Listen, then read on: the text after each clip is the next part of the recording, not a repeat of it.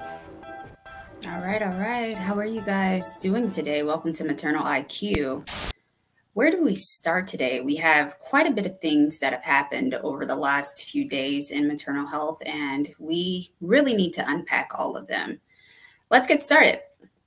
Welcome. If this is your first time, my name is Lydia Simmons, and I am the host of Maternal IQ, where we bring you less noise and more facts about maternal health care. On last week, the White House announced that President Biden was issuing an executive order and announced a new action to advance women's health research and innovation. Now, this may sound familiar because just a few weeks prior to this happening, what happened in the news is the same order was announced, but for a lesser dollar amount, $100 million versus what's being proposed in this expanded order is $12 billion in new funding for women's health and research. This is an unprecedented expansion in women's health research. And this is to include the advancement of women's health research and innovation.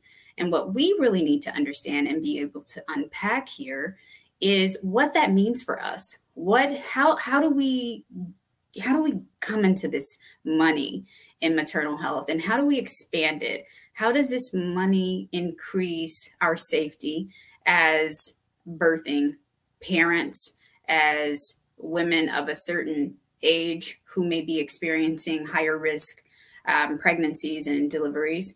How do we gain more info and more insight on this money? I think this is where we really start to unpack what is research and what this means for maternal health as an organization, but also maternal health as common people who are on the receiving end of that healthcare. One of the things that we need to remember is that research in this field does not mean that there's going to be a policy change. And if we're looking for changes here, this can be where we run into issues. I think that it's a good thing that money has been given to this effect. These are positive things. Money being given to advance research in women's health is positive. But without policy change, where does that lead us? So if you will, let's explore what research could mean without policy change. Let's imagine for a second that there's an issue with all of the roadways in the US, and the drivers are communicating that there's an issue with the roadways. And we're for years saying, hey, I had this experience, this happened to me, it would have been better if this. And not just one person saying that, but a collective of individuals are all saying the same thing. And the government says, hi, we're going to give you a pot of money towards research of the roadways, even though we over here have already told them what those issues are. We're going to give a pot of money towards research over here. And out of that money, we're going to disperse it to these agencies to maintain and to allocate as they see necessary for that research. And these are good things, right? No problem here. But what happens when all of the research is gathered and the policy doesn't change that would allow that research to improve the roadways? And this is where we have an issue. This is where things are in question for us. One of the things that is being rolled out in this executive order is innovation. And this is where things can be positive and very, very changing in identifying what's wrong and how to fix it. And so I think that that's where we lie. If we take a look at the fact sheet that the president also attached to this executive order, here are a couple of key points. Number one, President Biden's call on Congress for a bold investment of $12 billion in new funding for women's health research. That's one. Two, a launch of a fund for women's health research at the National Institutes of Health, the NIH, with a proposed $12 billion investment. Three, directing key investments of $200 million in fiscal year 2025 for new interdisciplinary women's health research as a part of a broader NIH-wide effort. That's 3. Number 4, commitment of $100 million by the Advanced Research Project Agencies for Health ARPAH sprint for women's health towards transformative research and development. So those are the first 4 key points. The 5th one is an increase in investments by 50% in supporting innovators and early stage small businesses engaged in research and development on women's health through NIH Small Business Innovation Research Program and the Small Business Technology Transfer Program. That's where a lot of us sit, right at number 5, us included, right? With what we're doing at Motherosity Health to improve the postpartum recovery for moms and parents during this phase by monitoring and detecting their health, their mental health decline, their physical health, increasing community, and giving them content that provides education on what they're going through. This is where we sit, right? I know that I'm talking to a few of you who also sit in that same lane, who are doing various things within maternal health care to improve the outcomes for moms and for parents who are traversing through this recovery experience. Number 5 of that fact sheet is where we are going to likely be able to jump in, gain funding, and also extend our services as a result of that funding. I'm going to read number 5 again, just so that if you're trying to figure out what direction you go in here, here is how you get there. Number 5 says increase in advancements by 50% in supporting innovators and early stage small businesses engaged in research and development on women's health through NIH's Small Business Innovation Research Program and the Small Business Technology Transfer Program. So make a note of that. We do have to be aware that though this is improvement, we still are fighting a battle. An executive order is amazing, but overall the signing of an executive order is just the beginning of a process that involves implementation, review, and potential challenges from various quarters. And we are those quarters. In the list of things that happen after an executive order is written is congressional oversight. And so I am challenging and charging all of you to make sure that you're following this order to the letter of the order so that when things are not being appropriately allocated in the money that's going into the pot as it's listed, then we raise the alarm for that, because we need to make sure in this that we are managing it. We are the moms. We are the people complaining.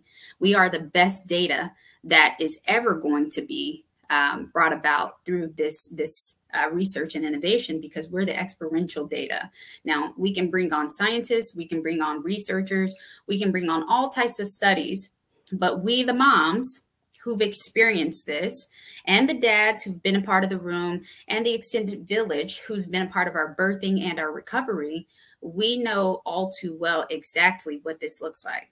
And so if we are not being considered in the rollout of this, and there's none of these agencies coming to the community to see exactly what it is we've been saying all along, then this is going to be misguided out of the gate.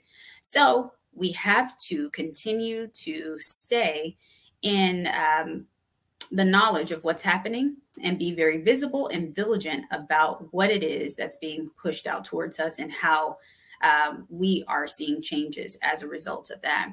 Speaking of presidential orders, recently, a former Kansas City Chiefs cheerleader named Crystal Anderson died from sepsis after giving birth. And so this is where we, again, talk about those policy changes. And this is why it's important. It's a really tragic story, but it's a perfect example of why this is important.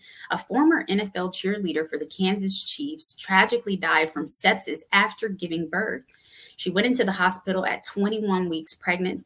She gave birth. That baby was a stillborn baby, and she later developed an infection that led to sepsis.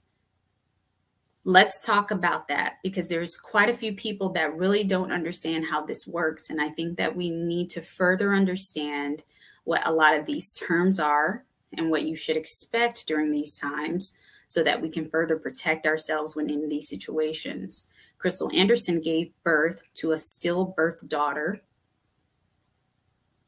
She was 40 years old. So if we're looking at this clinically, we're already looking at an AMA case, advanced maternal age, a woman who's giving birth, who at 21 weeks, her body for some reason raises the alarm and says something's wrong. She goes in to give birth. She goes in to check on her pregnancy, ends up giving birth.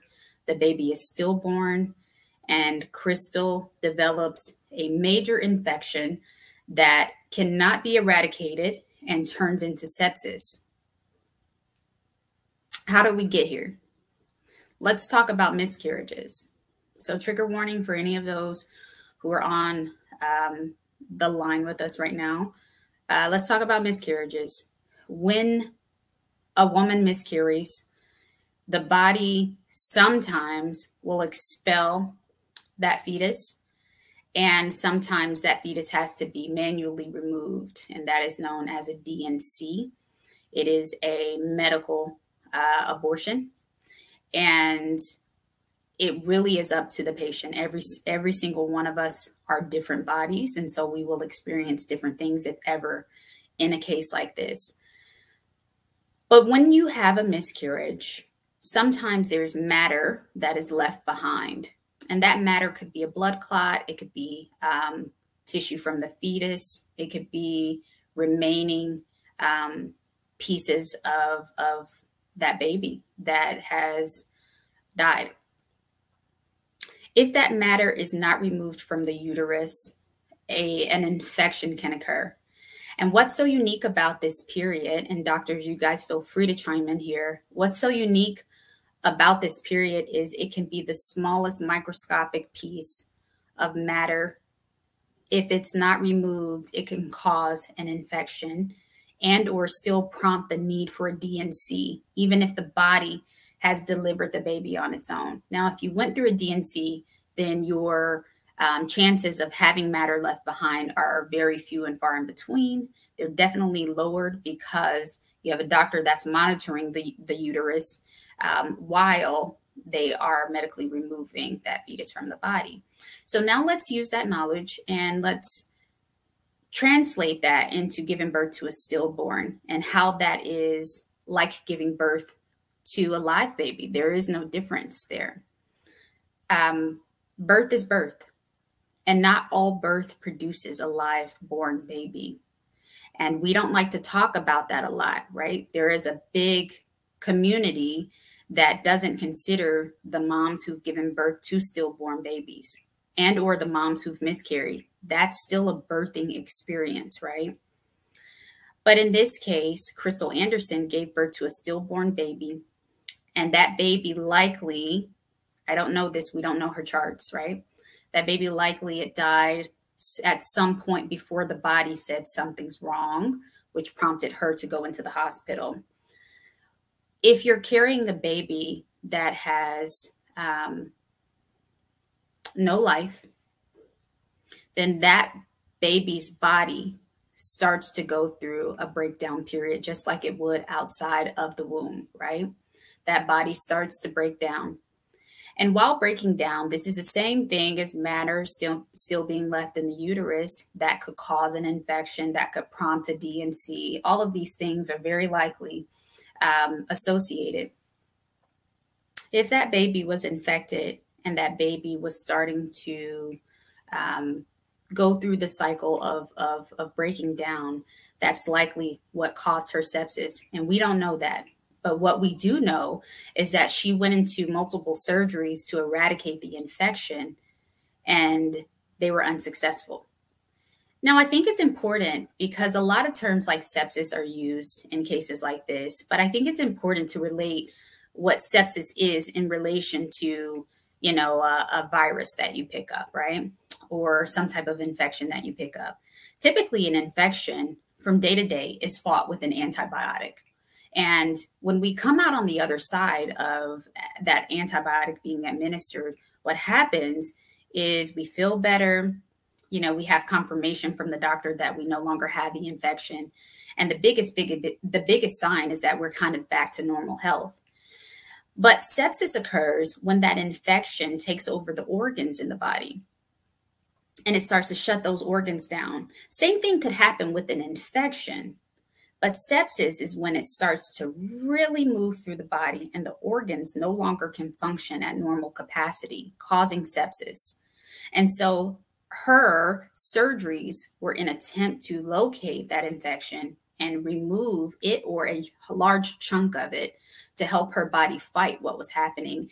And she was not able to do that. And so she died. The world has greatly been upset about this death, and we're not any less upset about other deaths. But this one was different because Crystal Anderson was a maternal health advocate. She's a software developer that's developed health technology for hemorrhage during postpartum. And hemorrhage is one of the number one killers of women who've given birth. It's one of the number one things that causes death after childbirth. And Crystal Anderson participated not only in the research and study, but in the innovation. So when we wrap this back to the executive order that's come out of the White House, this is a prime example of how research and innovation without policy changes still limits our ability to transcend the landscape of women's health the way that it needs to be transcended. Crystal Anderson's death has impacted us greatly because she went into a hospital and a delivery ward knowing enough to advocate for herself. And we should assume that she did. It's unlikely that she didn't have to because we know the landscape of women's health today as it stands. And we know that when we go into those labor and delivery wards, we are coaching the staff on how to best and properly take care of us. So let's assume that that happened with her. But she still died.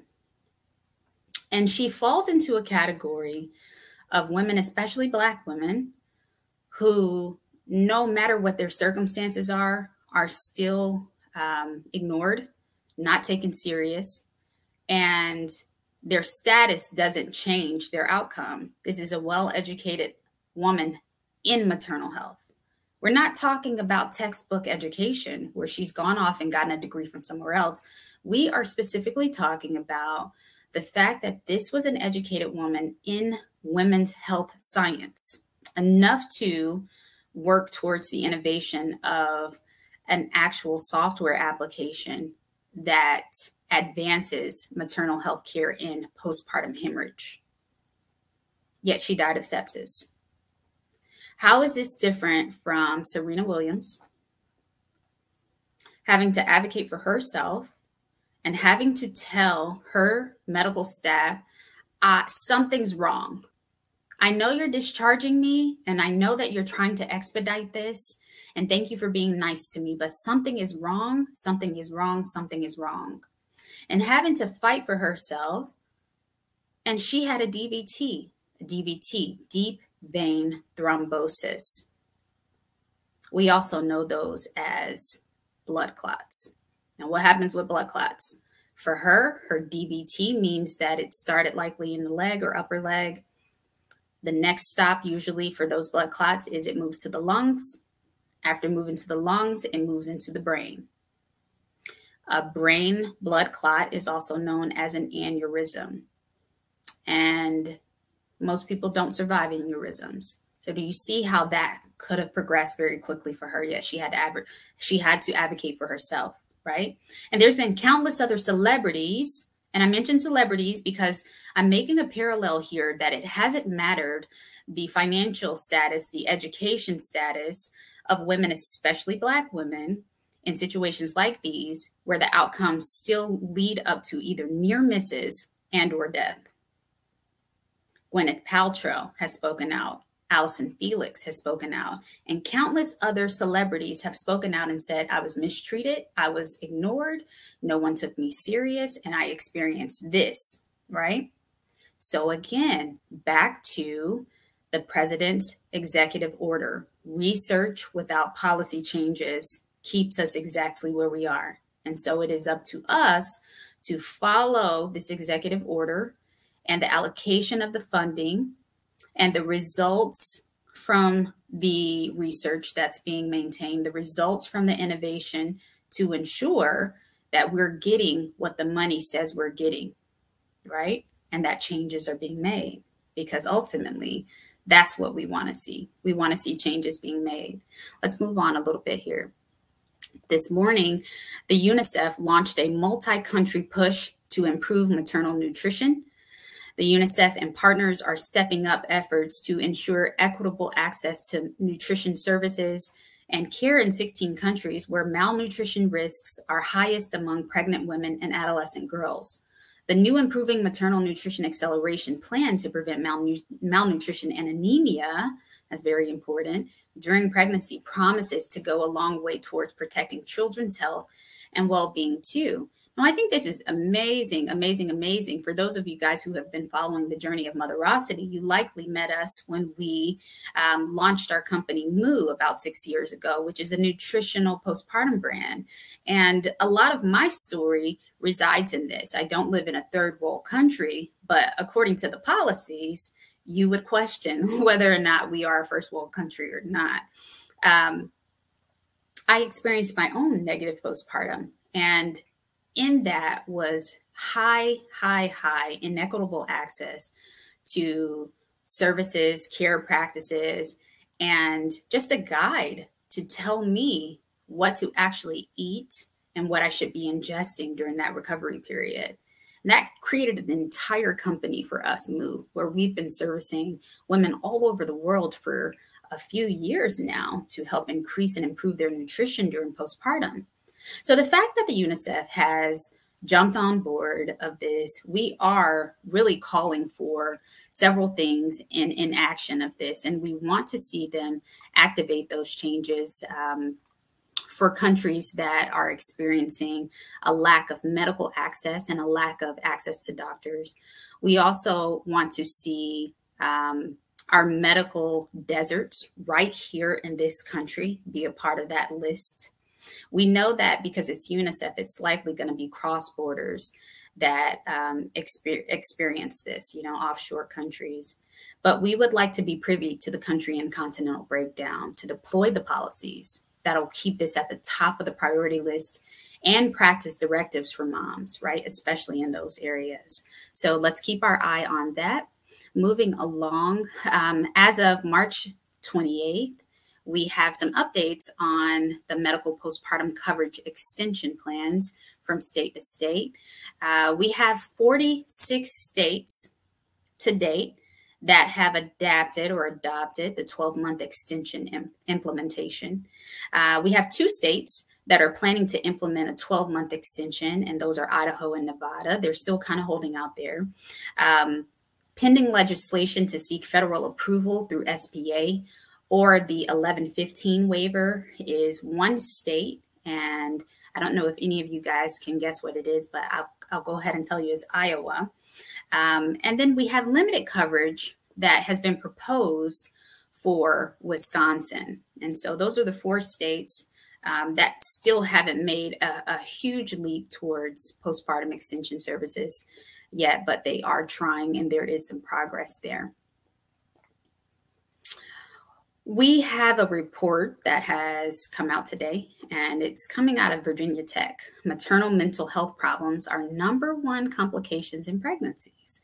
I think this is very interesting. The work that we are doing at Motherosity is highly grounded and rooted in maternal mental health. We know that typically things that occur during the maternal health progress, especially in postpartum, either are exacerbating that maternal mental health decline, or the maternal mental health decline is causing that issue, right? So we focus on a comprehensive look at postpartum there. I thought in particular that this was great coming out of Virginia Tech. Child and maternal health experts are sharing the challenges of providing a wraparound care and extended research during a panel discussion that was held there on women's health, where the Children's Hospital sat in, Virginia Tech's biomedical institution sat in, and they really drilled down on discussions that would frame up exactly how we're treating patients independent especially when it comes to women's health.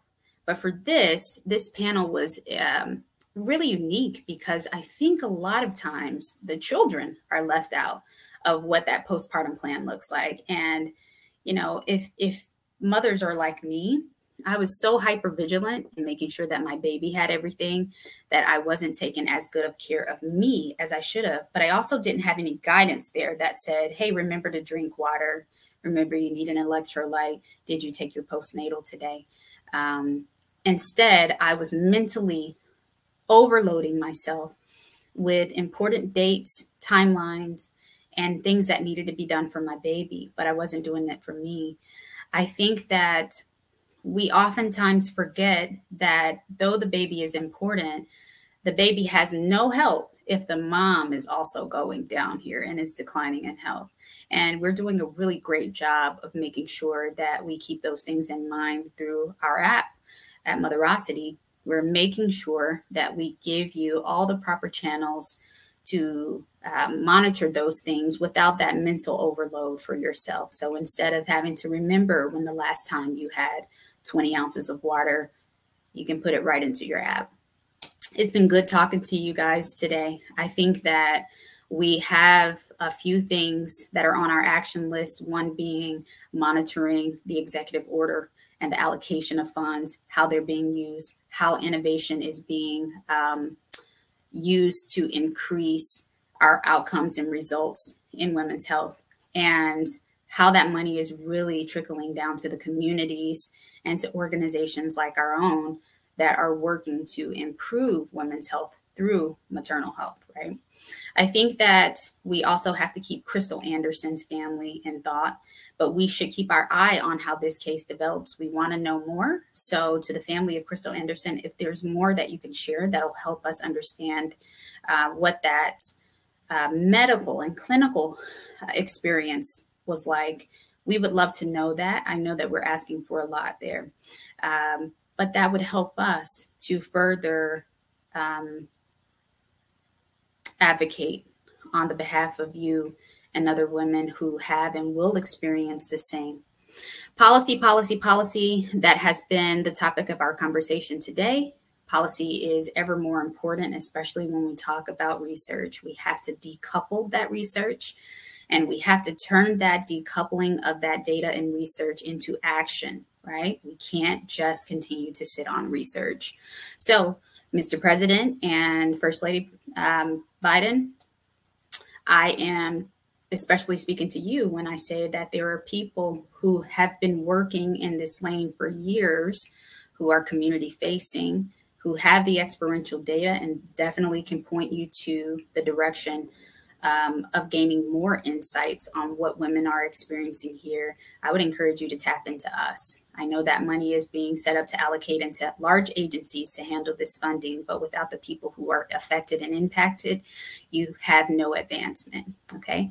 Have a good day, and we'll see you next time. Thank you for joining us.